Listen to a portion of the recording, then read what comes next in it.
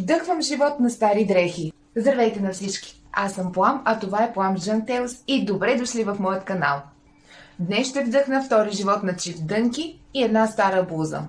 И ви каня с мен в процеса на изработка. Ми трябва игла и ножица. Ще използвам тези хълки и заедно с вас ще създам чанта от стари дънки и стара блуза. Ако сте готови, нека да започваме. Преди да започна и вече облякох работните си дрехи, бих искала да направя едно съвсем дребно уточнение, че това в момента, което ще видите, е един тотален експеримент. Защото реално аз за пръв път шия. Ирония на съдбата, това е и първото ми видео. Но все пак аз съм готова. Обожавам да експериментирам, така че просто ще се впусна. Първо разкроих чантата си. Не ми беше особено трудно, тъй като знаех какво точно искам. И внимателно разчертах мястото, където исках да отрежа. Прегънах наново дънките и по мястото на отрязане на единия крачо отрязах и другия. След това внимателно отрязах местата, където имаше все още шевове. Умишлено оставих по-дълга основата на чантата, за да мога да имам място за пришиване в случай, че правя грешки. С щипка маркирах първото място, което реших да прешия, и след това отрязах неравните части. А след това с още две щипки маркирах напълно горната част, за да може да не мърда.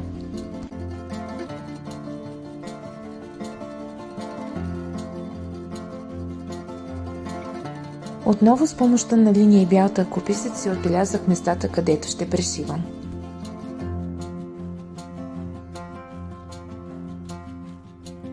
А тъй като наскоро научих нов шев, който наподобява такъв на шевна машина, реших да изпробвам и него и здравината му.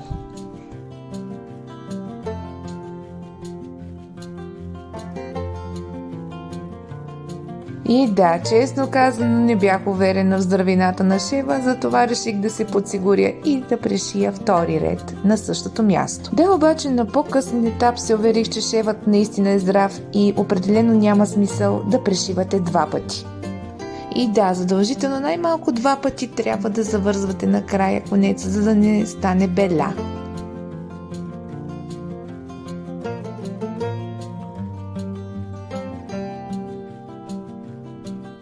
И от тук нататък само ми оставаше да реша къде да пришия дъното.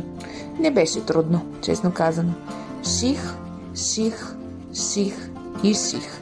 Определено това да нямаш шевна машина и да шиеш на ръка отнема много дълго време, но в крайна сметка това е и крайният резултат.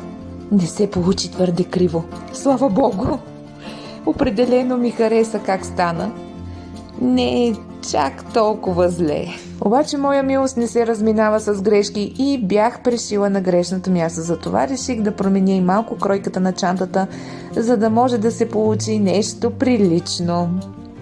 В крайна сметка реших да обърна чантата, за да видя каква форма точно се получи, и дефектът се оказа ефект, защото толкова много ми хареса формата, която стана, че просто се влюбих от пръв поглед.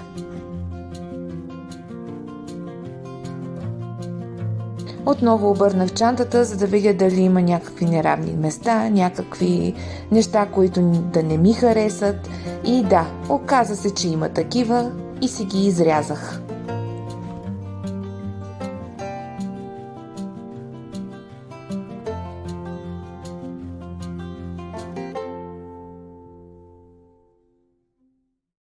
Още от самото начало имаше остатъци от дънките, които реших да използвам за дръжки, на които да закача и хълките на чантата.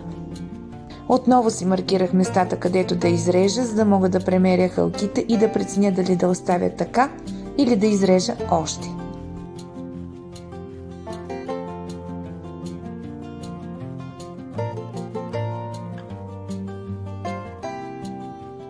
В крайна сметка премерих хълката, но оказа се твърде голяма и изрязах още малко от лентата. И в крайна сметка се получи.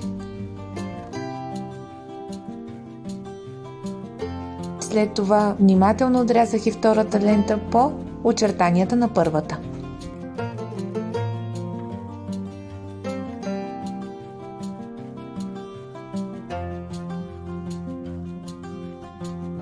Този път при меренето всичко беше наред и бях готова да пришивам и тези ленти към чантата, за да могат да държат хълките.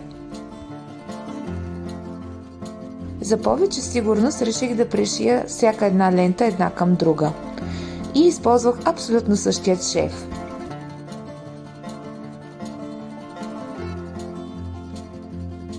И след това вече пристъпих към най-трудното – пришиването на лентите към страниците на чантата. Защо е най-трудно ли? Ами повярвайте ми, там дънките са твърде дебели. И повярвайте ми, не ми беше никак лесно. 100 пъти се обождах. Повярвайте ми, 100 пъти.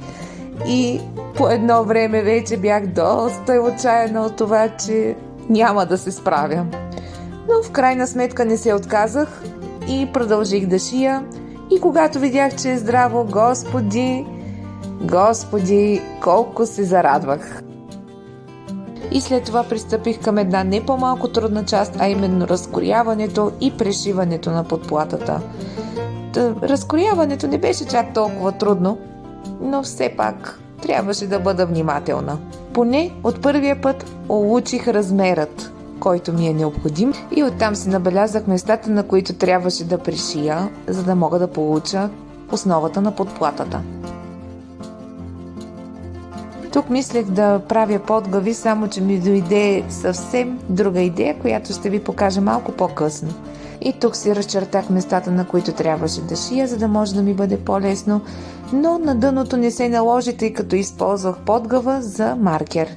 И отново шиене и шиене. Повярвайте ми, това отнема часове, но крайният резултат след това наистина си струва абсолютно всички усилия, които човек полага. И след като приших всички места, реших да проверя дали подплатата си пасва с основата на чантата.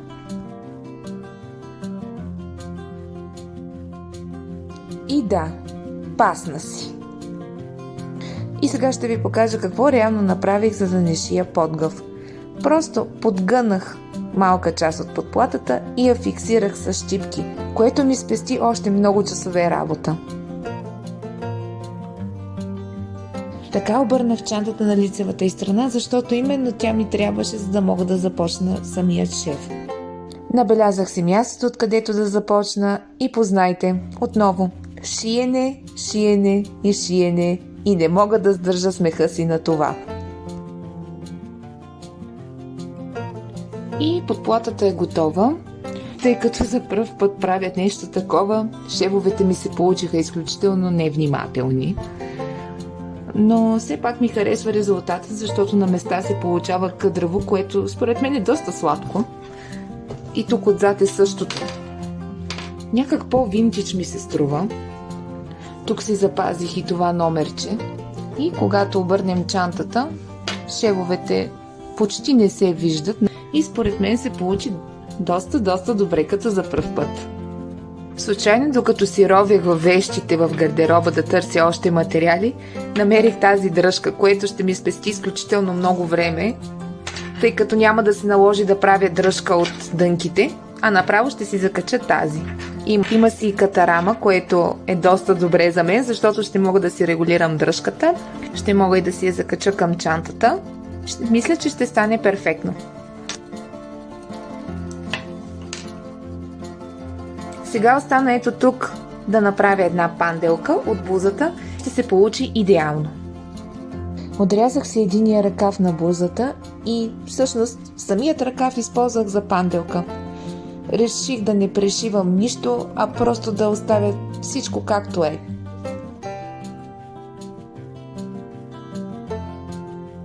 Обаче се сетих, че имам и акрилни маркери, които са подходящи за текстил. И реших да си напиша надписът Upcycle, повторих го няколко пъти и това беше едно прекрасно допълнение към чантата.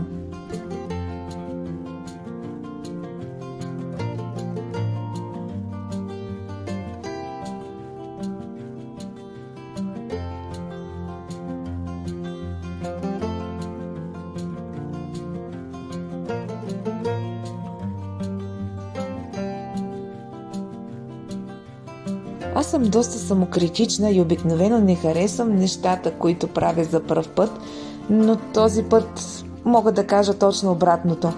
Страшно много ми харесва това, което успяха да сътворят моите две ръце.